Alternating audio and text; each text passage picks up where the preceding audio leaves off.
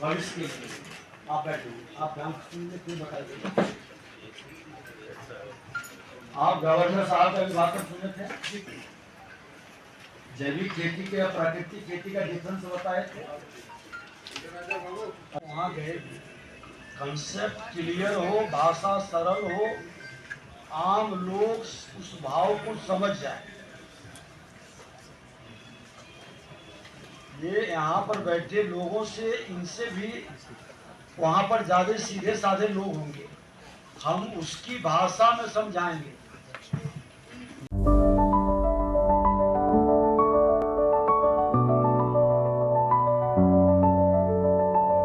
Goal the result.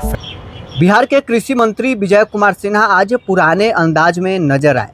दरअसल कृषि भवन में खेत बचाओ अभियान की शुरुआत आज कृषि मंत्री ने किया है। इस दौरान किसानों को कृषि अधिकारी खेत बचाओ अभियान के बारे में जानकारी दे रहे थे।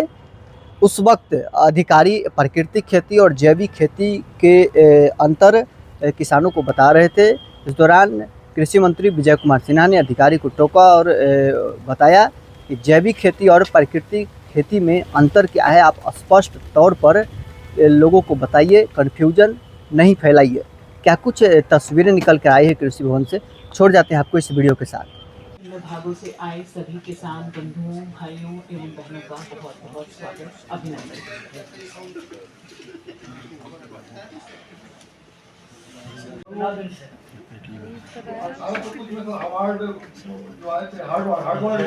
जैविक खेती जब तक याद रहेगा, प्राकृतिक खेती कौन हो जाएगा। भाषा को हम लोग सिखा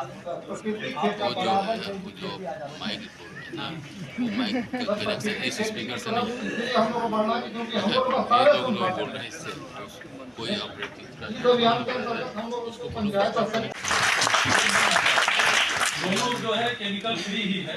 और जैसा मैंने सर पहले ही चर्चा कर रहे थे कि जब आप जैविक करते हैं तो उसमें भारी मात्रा में इनपुट की आवश्यकता होती है, और जब आप प्राकृतिक खेती करते हैं, जो काउ बेस्ड, जो गौ आधारित खेती करेंगे, तो मैंने कहा एक गाय से आप 20 एकड़ खेत की खेती कर सकते हैं। उसके गोबर और गौमूत्र को एकत्रित करके जो आप उत्पाद बनाएंगे उसी से। बस इतना अंतर आपको समझना है कि इसके लिए आपको बाजार नहीं जाना है। आप अपने लोकली जो आपके गाँव में घर में जो उपलब्ध है, पेड़ का पत्ता, नीम का पत्ता, अमरूद का पत्ता, गुड़, बेसन, इसी से आपकी खेती पूरी हो जाएगी। आपको रासायनिक उर्वरक प्रयोग से और रासायनिक कीटनाशकों के प्रयोग से उससे कम कर हम लोग स्वयं को प्राकृतिक खेती गोबर नहीं मिलेगा जितना पूरा खेत में डाल पाएंगे। इसलिए आपको प्राकृतिक की ओर सोचना पड़ेगा कि आप एक दिन यदि गाय का गोबर और गोमूत्र को इकट्ठा करते हैं और उससे जो खाद बनाते हैं वो 1 एकड़ के लिए होगा, और यदि प्रतिदिन आप गाय के गोबर और गोमूत्र को इकट्ठा करते जाते हैं तो महीने का 30 दिन होता है। हमने 21 एकड़ कहा कि यदि 4-5 दिन छोड़ दीजिएगा और रोज बनाइएगा जीवामृत, तो रोज 1 एकड़ में आप डालिएगा। और शुरू में क्या है कि आपको एक खेत में महीने में 2 बार डालना होगा। इसलिए मैंने कहा कि 15-20 एकड़ में आप आसानी से खेती कर सकते हैं। 1 साल जब बीत जाएगा तब तो आप और ज्यादा बढ़ा दीजिएगा, आपको डालने की जरूरत कम पड़ेगी शुरू में। धन्यवाद। भविष्य के लिए आप बैठिए, आप काम सुनिए, क्यों बताइए। आप गवर्नर साहब का अभिभाषण सुने थे, जैविक खेती के और प्राकृतिक खेती का डिफरेंस बताए थे। वहाँ गए, कंसेप्ट क्लियर हो, भाषा सरल हो, आम लोग उस भाव को समझ जाए। ये यहाँ पर बैठे लोगों से, इनसे भी वहाँ पर ज्यादा सीधे साधे लोग होंगे, हम उसकी भाषा में समझाएंगे। लौट चलो फिर अपने घर को, जहाँ हम थे अपने को वहाँ लौटा के लेके चलना है। वो पारंपरिक व्यवस्था में गोबर और गौमूत्र पर फिर हमारी व्यवस्था को जगाना है।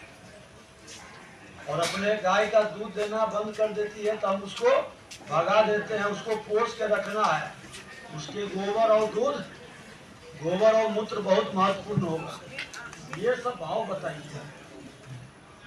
वहाँ दिल्ली कॉन्फ्रेंस में वहाँ नहीं हो गए और वो सारे पौधे को पोषक कर देते हैं। उसी तरह से जो हम लोग अपने खेत को उत्पाद कर रहे हैं तो उसमें सारे पोषक तत्व हैं।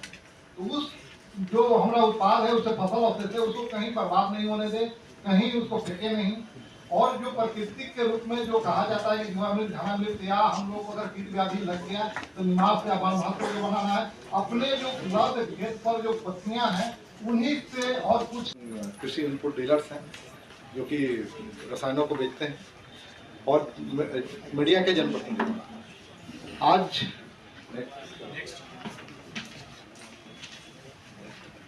इंपोर्ट करते हैं केमिकल फर्टिलाइजर खेती के कारण हमारी धरती माँ को बहुत पीड़ा हो रही है। हमारे